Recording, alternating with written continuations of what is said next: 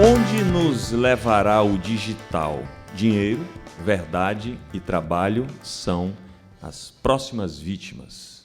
Essa é a provocação que nos faz o doutor em informática, professor da Universidade Federal da Paraíba, pesquisador do Laboratório de Aplicações de Vídeo Digital, que já está aqui no palco, Guido Lemos. Muito bem-vindo, meu amigo. Apresentando o grupo, o laboratório, o LAVID, assim, as três principais contribuições do LAVID. Primeiro, uma coisa de contexto. A missão do laboratório, desde que foi criada, é o desenvolvimento de tecnologias sociais. Tá? Então, coisas que nós fizemos. Nós desenvolvemos, em 2000, um servidor de vídeo digital. Foi mais ou menos na época que o pessoal do MIT desenvolveu os servidores de vídeo que dão suporte hoje ao Akamai. Então, aí, bom, a rede de vídeo digital da RNP usa esses servidores, o serviço de vídeo, de vídeo da USP usa isso. Então, é uma coisa meio... um resultado bacana, porque a gente desenvolveu isso na Paraíba e conseguiu levar isso para o Brasil, e para, por exemplo, a USP, que é uma universidade de ponta, uma das melhores do mundo. Depois, a nossa segunda grande contribuição foi o desenvolvimento do Ginga, que é digamos assim, a parte brasileira do Sistema Brasileiro de TV Digital, que está instalado em mais de 80 milhões de televisões no Brasil. Ou seja, se eu fosse músico, ganhasse R$1 pela cópia, eu estava com 80 milhões de reais no bolso.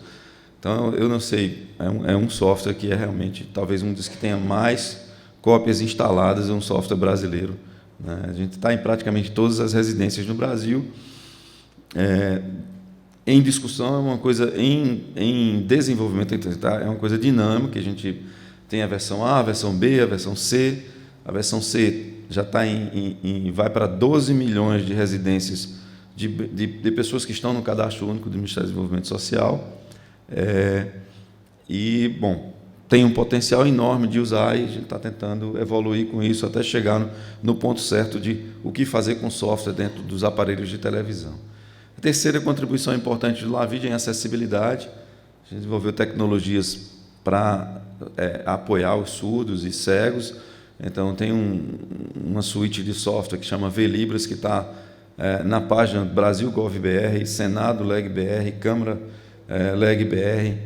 Praticamente todos os sites do governo federal usam, e uma série de sites da iniciativa privada usa para fazer tradução de texto para Libras. O padrão brasileiro de transmissão de Libras foi uma contribuição de pesquisadores do LAVID. Temos também trabalhando forte para levar a acessibilidade para o cinema também. Bom, vou falar um pouco sobre dinheiro. Bom, o que está acontecendo com o dinheiro? O dinheiro, como a gente conhece hoje, papel, moeda, em alguns anos ele não vai mais ser usado. Ele vai parar de ser fabricado, simplesmente. As casas da moeda tradicionais vão fechar. Porque se conseguiu, depois de muita confusão, arrumar uma forma de implementar uma solução digital para dinheiro. Quer dizer, o que ficou mais famoso foi o Bitcoin. Então, basicamente, assim, a gente tem um infográfico aqui que explica meio como é que funciona a coisa. Você tem uma carteira digital, que é um arquivo, criptografado, cifrado, ali ninguém consegue ler o que está ali dentro. Para ler o que está ali dentro, precisa de uma chave que é sua. Então, aí começa a analogia com o dinheiro. Seu dinheiro é seu, está guardado na sua carteira. Se você perdeu a sua carteira, perdeu. Se você esqueceu essa senha da sua carteira do Bitcoin, perdeu o seu dinheiro. Tá? Então, bom, como transferir o meu dinheiro para outro? E no caso de dinheiro, essa transferência é completamente anônima. Eu dou meu dinheiro para alguém, o dinheiro vai para a carteira da outra pessoa, e você não tem como saber ou rastrear de onde veio, e para onde foi o dinheiro. Então, o dinheiro se movimenta. E aí é o seguinte, bom, então eu tenho a minha carteira, o destino do meu dinheiro é uma outra carteira. Nesse processo de transação, se criou uma estrutura bastante interessante, que é o seguinte, que o nome técnico é blockchain. Blockchain é uma cadeia de blocos. E o que é esse blockchain? É um livro-razão de contabilidade. Quer dizer, o banco lá antigamente tinha lá um livro, você chegava lá, botava o dinheiro, o cara anotava que a conta de Guido tem R$60. Beleza, estava lá. Então eu ia no banco e dizia, transfira R$20 para a conta do Jackson. Ficava anotado no livro-razão. Então era assim que o dinheiro passava de um para o outro no banco. Então, os caras fizeram uma infraestrutura, né, para simular essa movimentação financeira, né, no digital. Então, tem uma estrutura, um bloco, nesse bloco ficam anotadas as transações, que o dinheiro saiu de uma conta para outra. Essas transações têm, obviamente, né, eu assino a transação, quem vai receber assina também, valida. Bom, os dois concordando com a transação, aí isso vai para o livro-razão. Esse livro-razão é um bloco. Esse bloco, né, ele está replicado hoje em mais de 10 mil servidores espalhados no mundo inteiro. Tá? Então, não tem a figura do banco, a figura de um terceiro de confiança que gerencia os depósitos, fica espalhado no mundo inteiro.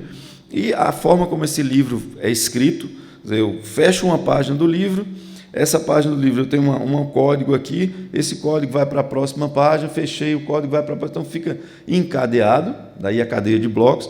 Se você tentar alterar uma transação dessa, você tem que alterar todas as páginas do livro em mais de 10 mil servidores. Então, é um ataque, né, que ninguém sabe como fazer. Hoje é praticamente impossível fazer isso. Então, essa é a ideia, né, do que vai ser o nosso dinheiro. Então, o dinheiro em papel vai sumir e a implementação é blockchain. No Lavírio, o que nós fizemos foi começamos um projeto, né, financiado pela RNP, para aprender como é que isso funciona, como é que se usa blockchain. A gente vai estar trabalhando com registros de diploma. Os diplomas da UFPB, o teste vai ser os registros de diploma da UFPB e da PUC do Rio de Janeiro. Então, o sistema vai permitir o registro, a validação e a preservação, e a gente faz o registro na blockchain, ou seja, tem uma prova de existência e materialidade daquele registro. Você prova que seu diploma existe e é válido no mundo todo, acessando a blockchain. Isso tem um impacto quer dizer, quem era que fazia isso antes? Provar que um documento é válido e existir num determinado momento do tempo, o cartório.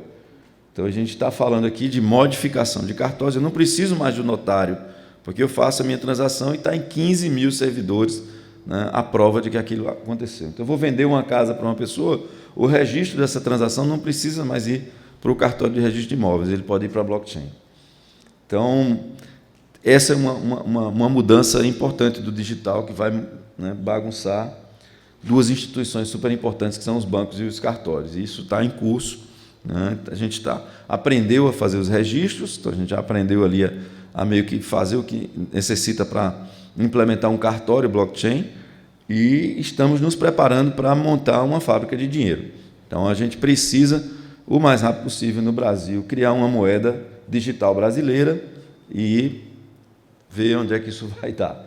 Então, é o próximo projeto nessa linha do laboratório. Verdade. A questão da verdade é o seguinte: a verdade é um conceito difícil de definir. Então, tem muita polêmica sobre o que é verdade, o que não é verdade, mas eu vou entrar direto na verdade no contexto atual e, assim, o que nós estamos estudando. A verdade hoje, ela é criada, né, numa camada, assim, boa parte do que circula aí de informação, e principalmente o foco aqui são as fake news, as informações falsas que são divulgadas e que se tornam verdade. Que processo é esse? Né? Basicamente, a gente começa com um exército de robôs. Então, circula para aí informação que dos 19 milhões de seguidores de Trump no Twitter, 12 milhões são robôs. Então, é uma coisa forte. Essa camada inorgânica, ela se tornou uma coisa muito forte.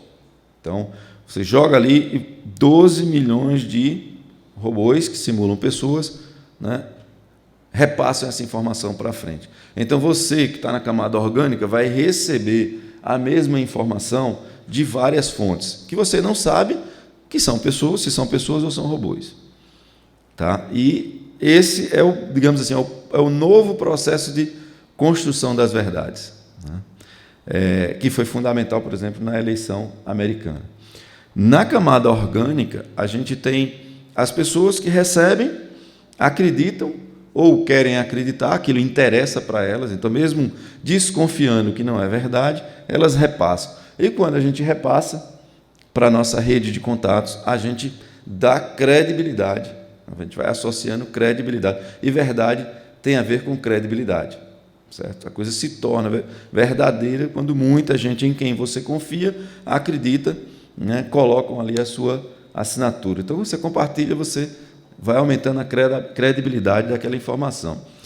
O que tem uma distorção importante nessa camada humana que se usam e já está se preparando isso meio para as eleições desse ano, é o seguinte: são os ciborgues, que são pessoas que funcionam como robôs, tá? Porque o robô, se ele não for bem feito, ele fica ali repetindo mensagens. Então, o Facebook, o YouTube, o Twitter, não sei o que, conseguem descobrir que aquilo é um robô e bloqueiam, tá? Então, uma evolução da história é o ciborgue, são pessoas que são contratadas para ficar repassando coisas, dando credibilidade a informações que são verdadeiras ou não. O terceiro nível é o nível institucional. Então, quando uma informação que sai lá de baixo dos robôs chega na camada orgânica e muita gente começa a compartilhar, ou seja, começa a dar credibilidade, algumas instituições publicam aquela informação. Quando uma instituição publica, aí tem um outro nível de credibilidade, que é o de credibilidade institucional. Okay? E aí aqui também tem as distorções, instituições que são criadas para ficar gerando e compartilhando informações verdadeiras ou falsas, mas tem as instituições que, em tese, deveriam checar informações, que é a mídia tradicional, que está completamente em xeque nesse novo ambiente e procurando o seu espaço. Tá? Porque isso aqui, boa parte das pessoas se informa na rede. Tá? E a forma como se constrói a verdade na rede é essa. Começa nos robôs, a camada orgânica tem os ciborgues e lá as instituições têm as falsas e as verdadeiras. Então, a gente está num ambiente... E esse é um problema extremamente crítico para a sociedade, para a democracia. Então, a gente está tentando entender como é que isso funciona e ver como é que a gente se posiciona nisso e trabalhando com ferramentas para fazer detecção. Então, esse é um problema crítico. Google, Facebook, é um dos temas onde os caras estão investindo mais energia hoje, que é essa história de como está se construindo a verdade e se transformando em verdade mentiras. Né? Para finalizar aqui o terceiro ponto aí da polêmica, o trabalho. Então, o trabalho, a gente vai enfrentar enquanto sociedade um problema gravíssimo que eu, sinceramente, não sei como é que nós vamos sair dessa história. Porque o que está acontecendo é que nós estamos ensinando as máquinas a fazer praticamente tudo que nós sabemos fazer. Um dos últimos limites para isso, né, é uma tecnologia recente, que eu acho que é importante, que é o uso de redes neurais com Deep Learning. Né? E o que acontece com essas redes neurais? Uma rede neural é um sistema que simula o funcionamento redes neurais com Deep Learning, que é uma estrutura diferente de organização da rede com um algoritmo de aprendizado que ela aprende sozinha. Você dá um estímulo e ela fica ali, tem memória, tem tudo. Então, o negócio é extremamente complicado, assim. O impacto é extremamente complicado para a sociedade, porque esses sistemas eles estão tendo excelentes resultados com a visão computacional, a audição. Então, os computadores estão aprendendo a escutar, estão aprendendo a ver, a enxergar, com resultados assim muito fortes, no nível de que, por exemplo, uma profissão que quem está fazendo, infelizmente, e quem está pensando em fazer, desista. Radiologia. É impossível uma pessoa ganhar de um sistema de rede neural com Deep Learning treinado com uma base de milhares de imagens ou milhões de imagens que tiver. Você não consegue dar um diagnóstico melhor do que o sistema, né, inteligente.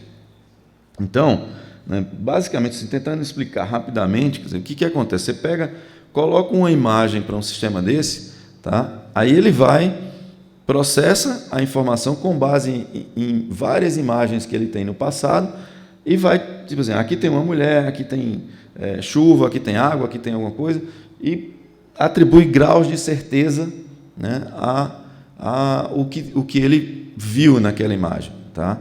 Aí o problema é que esses sistemas, como eles são construídos de forma muito parecida como o nosso cérebro funciona, então a gente está criando máquinas que fazem assim, é a última fronteira, tá? Só para radicalizar um pouco, isso aqui são 2 letras de música, né, que foram feitas por sistemas inteligentes, treinados com a base de músicas de rap do Vagalume.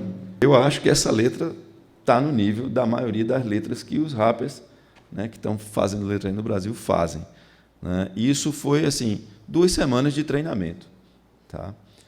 O que eu estou querendo dizer com isso é que muita gente diz, não, os computadores não criam, né? Não criavam.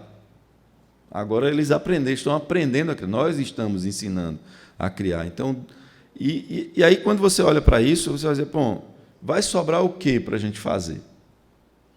Essa pergunta é extremamente delicada e complexa. Eu, sinceramente, não sei o que vai sobrar para a gente fazer. Eu não consigo ver nenhuma profissão, nenhum trabalho que é feito por um humano hoje que não vai poder ser feito por uma máquina nos próximos anos. Tá? Então, essa seria a provocação final aqui, e a gente está tentando estudar isso porque o pior é que é uma coisa meio suicida da raça humana, na minha leitura, porque é uma verdadeira corrida, né, das grandes corporações, Google, Facebook, e aí, meio de contraponto às corporações, você tem o governo chinês com um projeto de bilhões de dólares em inteligência artificial, você tem o governo russo, tá, trabalhando com isso, e a gente lá, dentro da nossa modesta capacidade, a gente está tentando trabalhar com isso. Um uso que a gente está dando um foco por exemplo, processamento de língua de sinais, tentar automatizar para que você possa usar seu celular para filmar intérprete. No caso, seria para você filmar um surdo para falar em língua de sinais e a gente conseguir traduzir isso para português e a gente conseguir se comunicar. Porque o contrário, assim, a tradução do português para a língua de sinais, a gente já consegue fazer. Estamos tentando fazer o caminho inverso. Então, em linhas gerais, assim, as pesquisas e as contribuições que a gente espera dar no futuro estão meio que nessa linha. Dinheiro, né? Assim, a gente precisa, no Brasil, fabricar o nosso dinheiro digital, porque senão a gente vai ficar completamente a reboque dos movimentos que estão acontecendo no mundo.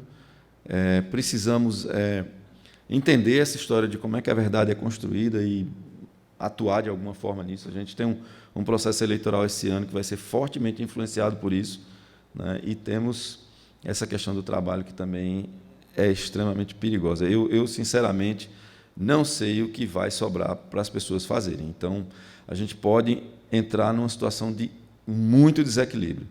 Quer dizer, os europeus estão tentando se preparar, criando impostos para os trabalhos que são robotizados, que estão substituindo as pessoas, gerarem um imposto para pagar as pessoas que vão ficar em casa, porque a quantidade de coisas para fazer vai diminuir. Então, a gente vai viver só no lazer, na festa, né? E para viver só na festa, a gente tem que ter que comer, então a gente vai ter que desenhar uma nova estrutura de sociedade para sobreviver a isso.